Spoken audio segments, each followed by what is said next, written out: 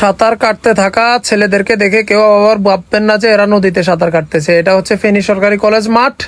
বর্তমান ফেনী সরকারি কলেজ মাঠের অবস্থা খুবই ভয়াবহ। দেখতে পাচ্ছেন জেল রোডের অবস্থা। এটা হচ্ছে জেল রোড, ফেনী সরকারি কলেজ মাঠ। মাঠের চারপাশের অবস্থা খুবই শোচনীয়।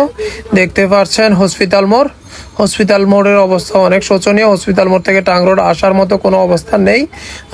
কোমর পরিমাণ পানি হয়ে গেছে হসপিটাল মোড় থেকে টাং রোড পর্যন্ত জায়গায়। একই সাথে এটা হচ্ছে জেল রোড, জেল রোডের অবস্থা আরও শোচনীয়। দোকানের একদম নাকাল পর্যন্ত পানি, পানি যাচ্ছে জেলের গেট দিয়ে, জেলের দিকে প্রবেশ করছে। ট্রেন পুরো পানিতে ডুবে গেছে। এখন দেখতে পাচ্ছেন ফেনী সরকারি কলেজ। ফেনী সরকারি কলেজের কথা বলতে গেলে অনেক বাজে অবস্থা। সবচেয়ে বেশি খারাপ অবস্থা হচ্ছে আজকে কলেজে অনার্স এবং ডিগ্রির মনে হয় পরীক্ষা চলতেছে।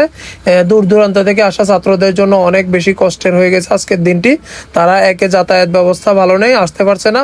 হসপিটাল মোড় থেকে ফেনী কলেজে আসতে 100-150 টাকা গাড়ি ভাড়া লাগতেছে। একই সাথে মহিপাল থেকে ফেনী আসতে তো কলেজে আসতে 100-150 টাকা ভাড়া লাগতেছে, তার থেকে বেশি।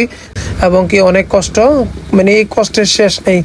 সবাই দোয়া করবেন ফেনীর মানুষের জন্য, যাতে সবাই এই দুর্ভোগ থেকে মুক্তি পায়।